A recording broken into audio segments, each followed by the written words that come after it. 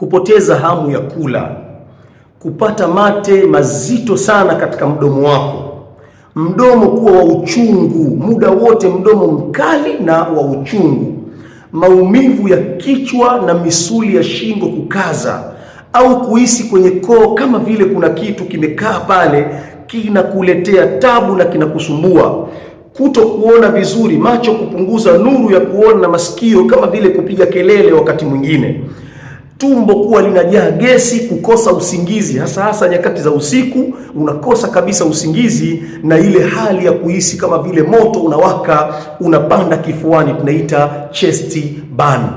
Pia kadhalika kuhisi ganzi kwenye mikono, kuhisi ganzi kwenye miguu, maumivu ya mgongo pamoja na maumivu ya kiuno.